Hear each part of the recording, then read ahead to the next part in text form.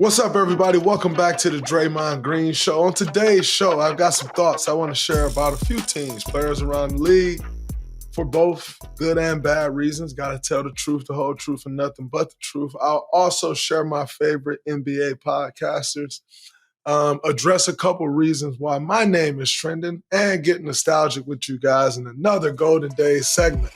So let's go. Let's get into it.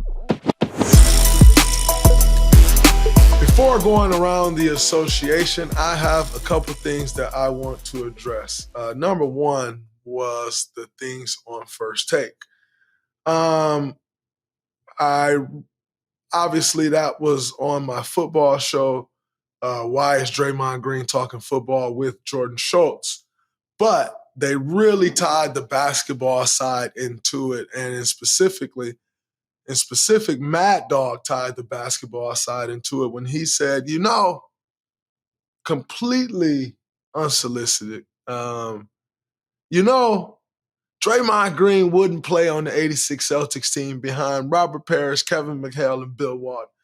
And although it was on my football show, and Mad Dog, you talk football, so have some respect. Know that it's football. I don't come on your show and say, hey, you're talking football now, and you were talking basketball, but wait a minute, you were talking baseball. But we don't do that. So have some respect and take it for what it is. Take it for what it's worth. I was talking football, but since you want to talk basketball, we can do that as well. Before I want to acknowledge what Stephen A. said, and I said this on my football show, and I'll say it again here. I actually apologized to Dak Prescott, not because, I said Dak Prescott a bum, and I explained what I meant by the term bum. I'm not someone who gets very hype off regular season statistics or big games in the regular season if you can't back them up in the playoffs. And that's what I was speaking to. But Dak is a good brother. I got the utmost respect for Dak Prescott. And the way people took the word bum, I don't want it to be taken that way. So I am a man. I can apologize and say I was wrong. I don't think Dak's a bum. And getting that out the way. So I very respectful, Stephen A. and what he said. I appreciate that. Marcus Spears spoke about the sports being different. And I agree. The sports are different. If there's anyone who respects what goes on the football field, and the work that it takes to get there, that don't do it, it's me. I respect it. I tried to get out there in the spring game in college, and it wasn't good. Obviously, wasn't serious. I went out there for one day of practice and played in the spring game. It was just my last opportunity to ever play football in my life, and I love football. I wanted to do it. And so I went out there and did it. It was a great experience, one that I wouldn't change for anything in the world. But I do understand how hard it is, how hard the sport is. And I also understand that Dak is a cowboy and Swagoo, that's them his people. So I understand why you would make that correlation. But I must say to Swagoo is I respect what y'all do. Don't take it for granted at all. I respect how hard the NFL is. I respect that guys put on a helmet and shoulder pads and say, I'm about to go run into somebody every day. And whatever happens, happens. I got the utmost respect for that. So, also a huge fan of the sport, huge fan of the game, huge fan of a lot of guys in particular. Got the utmost respect for that. However, to act like the NFL is harder than the NBA, I think is utterly ridiculous. To act like the NBA is harder than the NFL, I think is utterly ridiculous because we can all sit and make a bunch of reasons, come up with a list of a bunch of reasons of why it's harder. For instance, we played last night, we play again tonight. For instance, we travel for 10 days in a row, y'all are gone for a night. You're home all week. You're in one place. The nutrition is the same. Like, we can talk all of these different reasons of why one is harder than the other. And the fact of the matter is, I don't really have the urge or want to do that because I just have the utmost respect for the game being played. And I respect how hard it is. So I'm going to just keep it at that. But I also appreciated, some of the stuff Swagoo said and his opinion. which was kind of in opposition to my opinion. I respect that. Very well said, my brother. Much love. No disrespect. Great career he had. Great career his son gonna have. I don't know if y'all have seen his son, Marcus Spears Jr., but young fella is an animal. So I got the utmost respect. But Mad Dog, let me get back to you. So you brought up Robert Parrish. Robert Parrish was a 9-time All-Star, was a 4-time champion.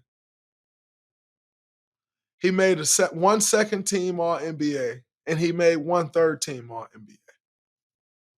I'm not a 9-time All-Star, but I am a 4-time All-Star. I am a 4-time champion. I've made All-Defense second team. I've made All-NBA second team. I've also made All-NBA third team. I have 9 all-defensive teams that Robert Parrish don't have. I have 1 Defensive Player of the Year that Robert Parrish doesn't have. And Kevin McHale, 3-time NBA champion, 7-time NBA All-Star, 1-time All-NBA first team, 3-time All-Defensive first team, 3-time All-Defensive second team, 2-time NBA Sixth Man of the Year. So he has a major award, 2 of them. I have a major award, 1 of them. Yeah. I've listed my accomplishments. We'll move on. I think I can sit at that table. Bill Walton, 2-time NBA champion, 1-time All-NBA first team, 1-time second team, 2-time All-Defense first team, an NBA MVP. Let's make no mistake about that. And an NBA Finals MVP. And just to go back to one thing that Swagoo said before I continue moving forward, he spoke about having that one game and how one game, how it matters. And in the NBA, you get 7 games. But I must say to Swagoo, I've played in several one-game situations in Game 7. I actually had one of the best games of my career in Game 7 of the NBA Finals. Unfortunately, we lost that game, and so I don't talk about that game much. But the fact of the matter is, go check the tape. I've definitely showed up in one-game situations. So I understand a one-game situation. Just want to throw that out there for Swagoo. But back to this. Mad Dog, when you name these names, one thing's for certain, Mad Dog, when you throw these names out there, I got a seat at this table. When you look at my resume, by the way, 2-time Olympic gold medalist. Let's not forget that. I got a seat at this table. So, however, when you mention these 3 guys, am I better than those 3 guys? It actually don't fucking matter. It's irrelevant. It's Mad Dog's way of sharing the knowledge that he has, which dates back to 1986 and possibly stops in 96. No, in all seriousness, I got a bunch of respect for Mad Dog. I'm not really here to take no shots. But I do think as Mad Dog has gotten up in his older age, that he goes back to like 1986 to make it make sense for him, to make like it his way to be able to speak. And so, yeah, I don't think it fucking matters if I'm better than any one of those 3 guys. I actually don't think it matters at all that I'm better than any one of those 3 guys. I really don't. But my resume definitely sits at the table. And that's all that matters. So when you say, man, Draymond wouldn't play on that team, and then you name 3 Hall of Famers, I want you to understand, I don't take that as a slight at all. Nor do I walk around thinking I'm any one of those 3 guys, ever. Never would. Got the utmost respect for their careers and what they are and what they've done and who they are. I just don't walk around thinking that way, Mad Dog. But my resume definitely sits at the table. And that is what it is. But the utmost respect for those fellas, and no disrespect taken when you say, I can't play behind 3 Hall of Famers. I wouldn't play in front of 3 Hall of Famers. No disrespect taken. I appreciate you for actually pretty much admitting that I'm a Hall of Famer. because you had to go to 3 Hall of Famers to discredit me in my career. So I thank you for admitting that you believe that I'm a Hall of Famer, Mad Dog. I appreciate that. The fact that the guys that you have to mention me with are all first ballot Hall of Famers, no disrespect taken, my friend. I appreciate it. I thank y'all. Y'all said I was on the Shorts Report, by the way, on First Take. And my guy Jordan Shorts definitely has the Shorts Report, but make no mistake about it. My comment was made on Why is Draymond Green Talking Football with Jordan Shorts. Make sure y'all go check that out. I know there's been a lot of talk over the last couple days about KD offense versus defense debate. And by the way, just so we're clear, there is no debate between me and KD. However, I love the way KD mix it up with people on Twitter. I love the way KD share all of his thoughts. And me and KD gonna always talk basketball, and we're gonna bump our gums a little bit. And it ain't no different here. KD said something, I made a statement. KD took that as me saying something back to them. KD put out a tweet and he said, well, if I'm not mistaken, he said, and the offense was, ?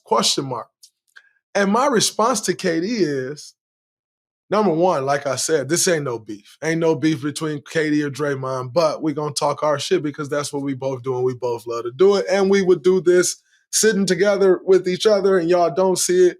We'll do it and y'all do see it. Make no mistake about it. Ain't no goddamn beef. Anyway, KD says, and the offense was, and he was saying and the offense was in regards, he was responding to me saying, teams that play defense win championships. I wasn't saying that teams that play offense or the teams that play defense doesn't play offense. No, the fact of the matter is you have to be top 10 offensively and top 10 defensively to win an NBA championship. That's just the facts of the matter. When KD say, and the offense was, well, the offense was incredible. Just like their offense was incredible in Brooklyn and just like their offense was incredible in Phoenix. It was incredible. Great offense. Very tough to stop. But offense with no defense, we've seen that in NBA years past. We'll see that in the NBA for years to come. Offense, teams with offense and no defense. And so my point was, yeah, you show me a team that don't play defense, I'm going to show you a team that don't win championships. My statement was, I mentioned, yeah, people that don't believe you need defense to win championships simply don't win. KD responded to me saying that. And what I'll say to K is, I said people that don't win championships. Kevin Durant has 2 championships. So I don't even know why he took my statement as a hit at him when I said people that don't win championships. You won 2 championships. So that shouldn't include you unless you feel that statement includes you. I personally don't, because I personally know, and I am personally aware, well aware, that you won 2 championships. So I don't live in that category. People that try to lessen KD's championships, because I know everything about KD's championships and how important he was. So I'm not a part of that group of people, but I think the proof speaks for itself. You know, you look at teams that has great defenses and great offenses, they win championships. Teams that have great defense and no great offense, they usually get to the playoffs and lose. Teams that have great offense and no defense, they usually get to the playoffs and lose or don't even make the playoffs at all. So, fact of the matter is, you need to be top 10 in both. After the break, I'm going to get into the undefeated Thunder, the struggling Mavs and Pelicans, and much, much more. Back right after this. Welcome back. As I said, we are going to talk the world champion OKC Thunder. They are quietly 8-0, and I say quietly because they're just going about it, and not many people are talking about it, but they're just doing what they do. Beating every team they play against. They had a couple close ones to start the season off, and they've just been ramping up and ramping up. Doesn't quite look like they have a championship hangover, but you know, I think coming off a championship, especially as a young team, I've been in that position before. Like, you want more. I'm telling you, when we won our first championship, coming back into that season, the only thought I had was like, yeah, I just never want to not feel that feeling again. Like it's almost stressful. Like, man, will I never feel that feeling again? Like, I have to feel that again. And so I think they're locked into that. And even without J-Dub, by the way, they're locked into that and just showing you how much depth that they have, you know. And so when I look at this team, like 8-0, you start thinking of our 2016 team that won 73 games. Like, you know, this is a team that they win a lot of games. Like they just have figured it out, and you got to give them credit.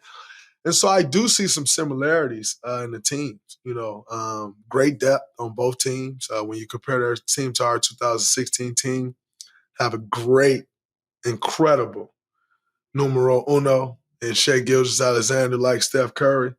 You know, Chet playing both ends of the floor, anchoring the defense. When J-Dub come back, having an incredible number two. You know, Hardenstein. You think about Andrew Bogut, you know, and what he brought to the team. Like a lot of similarities. Aaron Wiggins coming off the bench, Caruso coming off the bench. Remind me a lot of Andre Iguodala and Sean Livingston coming off the bench, right? So I think the teams definitely are interested when you take a look at both teams. Do they have any holes though?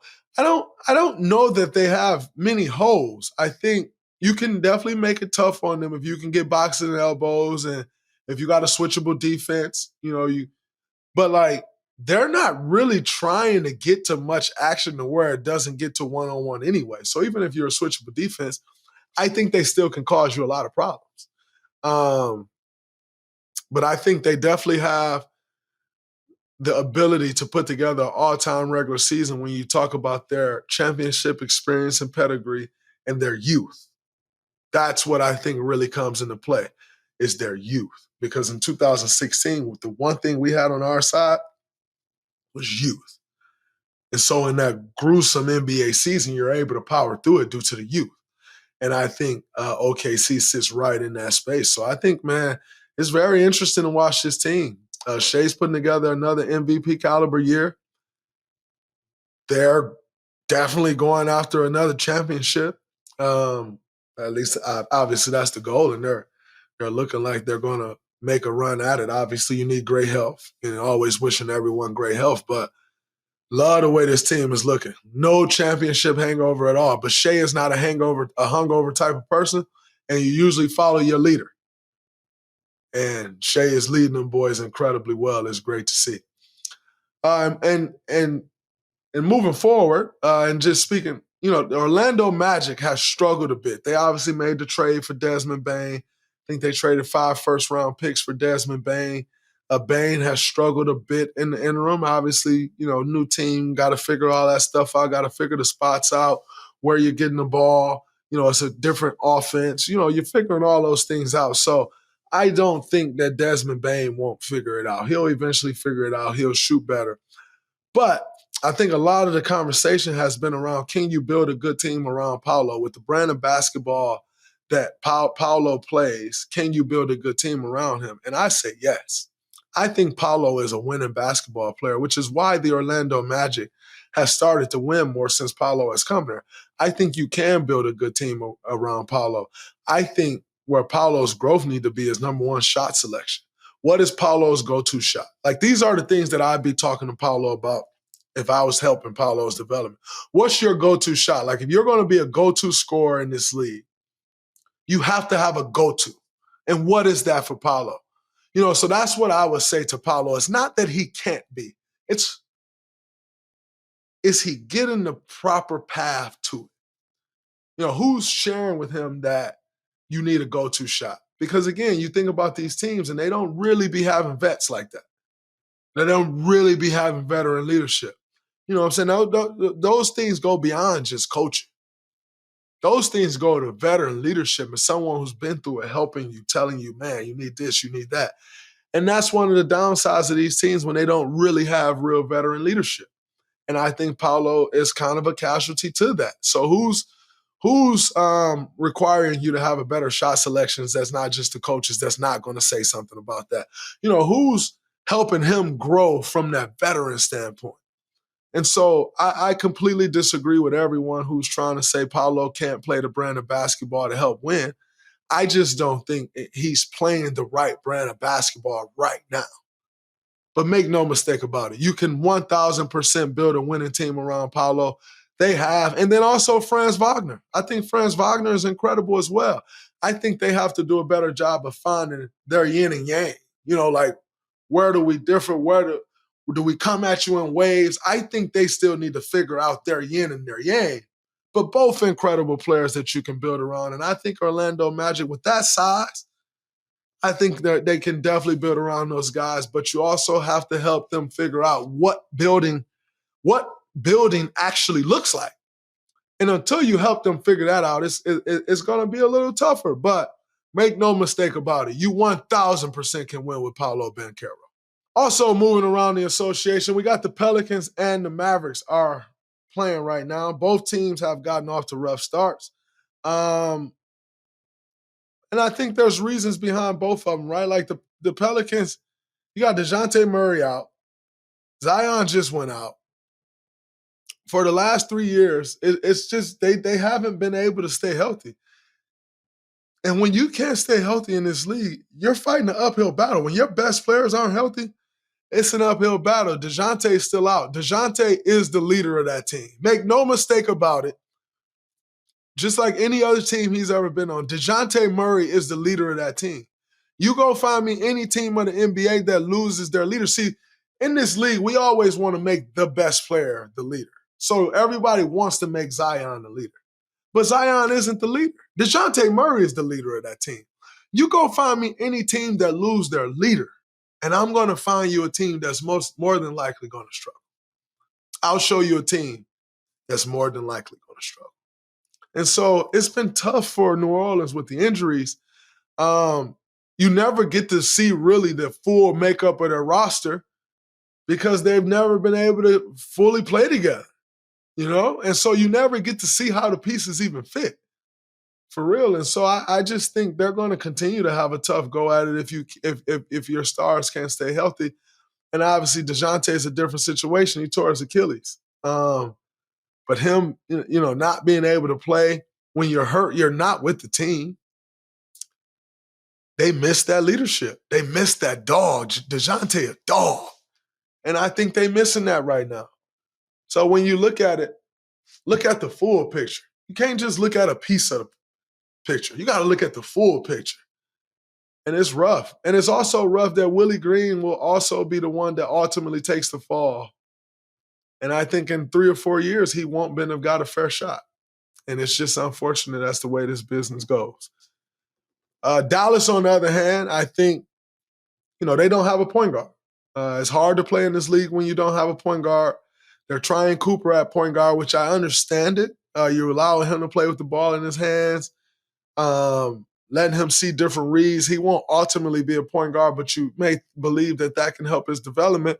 I think, but when you look at this roster, like Klay Thompson hasn't been able to do much. He doesn't have a point guard.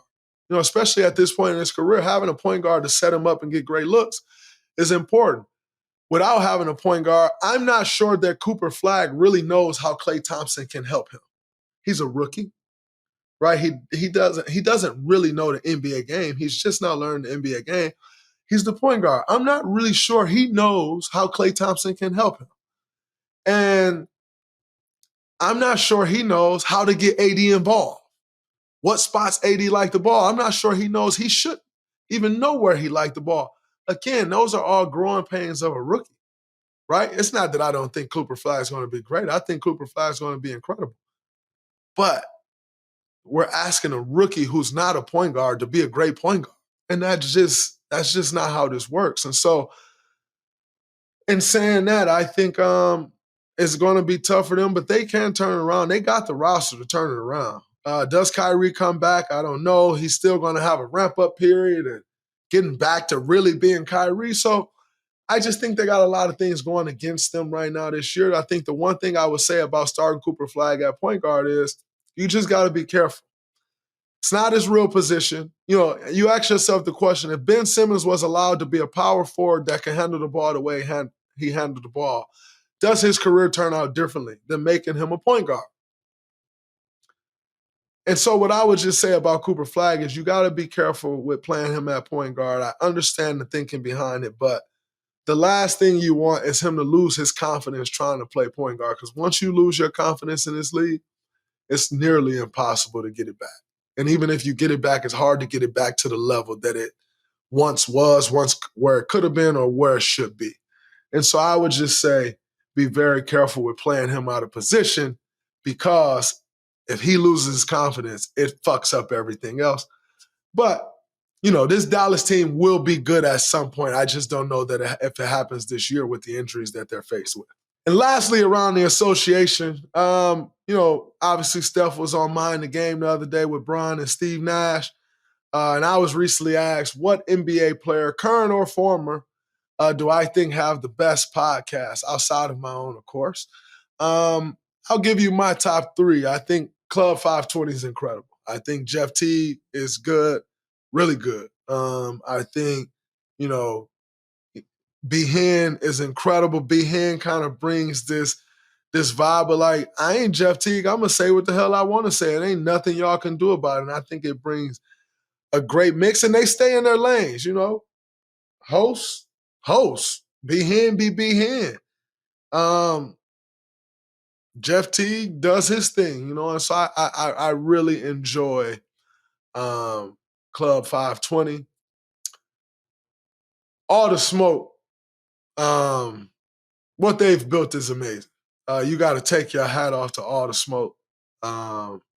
It's also not just a basketball podcast, but make no mistake about it. Stack and Matt Barnes are basketball players. Once you're a basketball player, you always are.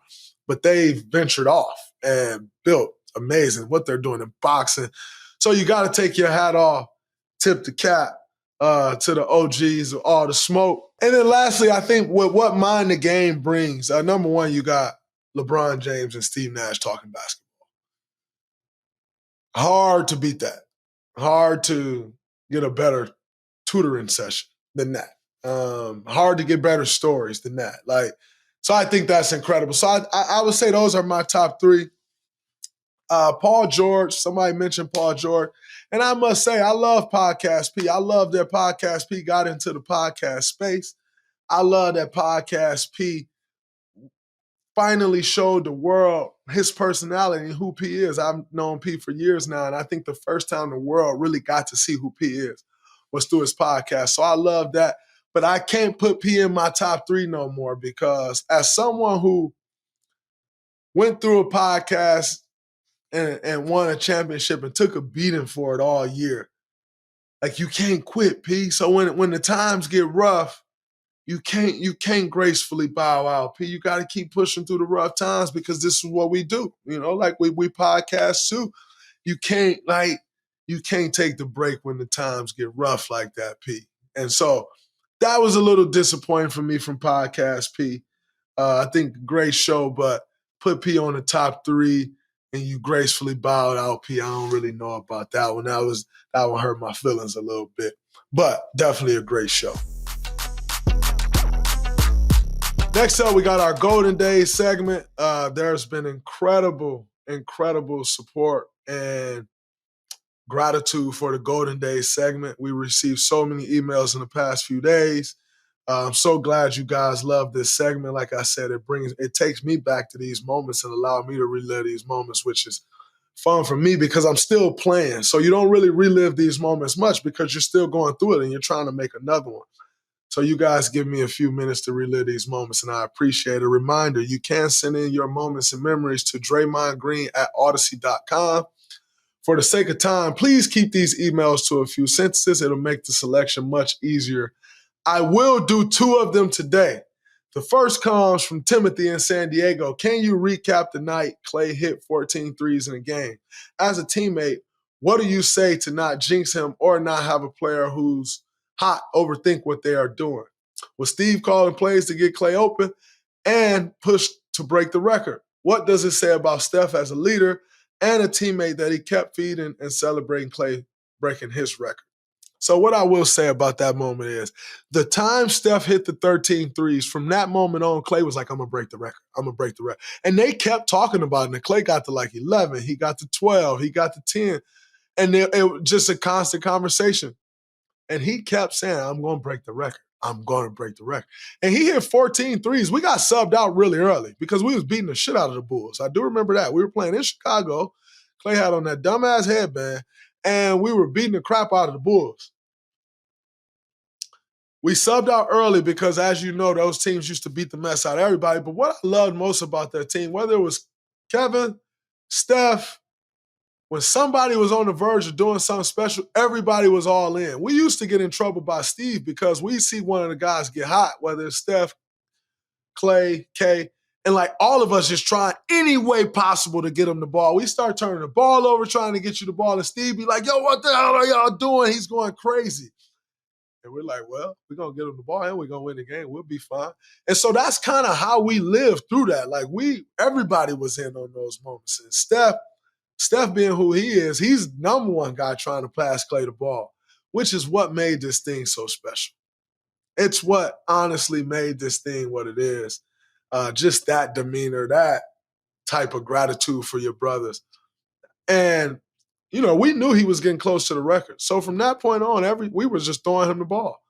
Everybody screening for Klay, just running down the court. Everybody looking for a screen for Klay. And he broke the record. And it was so, like, I think the most incredible thing to me about it was that's like, for instance, we haven't seen anybody touch Klay's record yet. Like, it wasn't like he quietly did it. Like, he made it known all through, like, I'm going to break that record. And he kept talking about it. To, like, actually say that hard-ass record to break and actually go do it within a year or two, not even. I take my hat off to Klay. And that's what shows me, you know, that's just another example of how much of a dog Klay Thompson really is. Like, he said, I'm going to go do this, and went and did it. So, you know, I know a lot of people try to discredit Klay. Klay is arguably one of the greatest shooters that ever played this game. Not arguably. He is one of the greatest shooters that ever played this game. And if Klay Thompson never gets hurt, he's arguably top 2 shooters that ever played this game. So, stop the Klay Thompson slander. We're not here for it. Never going to be here for it. Special player, special competitor. I'm thankful to call him my brother.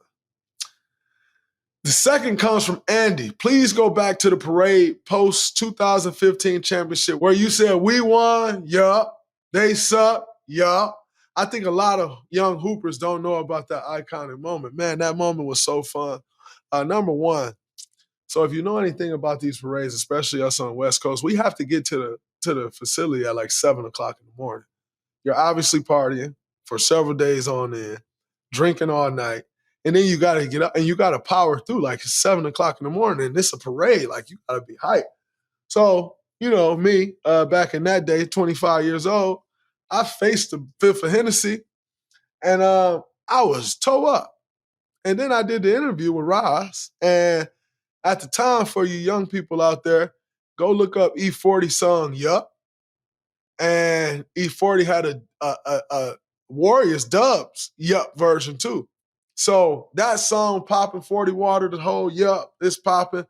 And I go in the interview and I was feeling it. And I just made up my own rendition of Yup. And it was great. And it was one of the highlights of the parade. And I was drunk. And I am extremely proud of it. That was a fun moment. That's one of the moments I remember. I wouldn't change that moment for anything in the world. That moment was it. That moment sums up that championship. Yep. So, yeah, that was that. I appreciate that, Andy, because I forget about that, but that was a fun moment. That's it for the Golden Days. Hope you all enjoyed those 2 Golden Days. Make sure you send yours in to Draymond Green at Odyssey.com. Maybe yours will be featured on the show. We got some big games coming up. Got Joker on Friday. In the Mile High City with the altitude. Always a tough game. But gotta love playing against the best. Looking forward to it. So, see you guys next week. Till next time. Deuces. If you're rocking with the Draymond Green Show, be sure to click follow on your favorite podcast app. And while you're there, go ahead and drop a 5-star rating and leave a review. I want to hear what you think, and it would also mean a ton to me if you share it with a friend that you think would enjoy it. Let's keep this thing growing. The Draymond Green Show is presented by Odyssey and executive produced in conjunction with the New Media. Our executive producers are Leah Reese-Dennis, Danny Friesinger, and Greg Holtzman.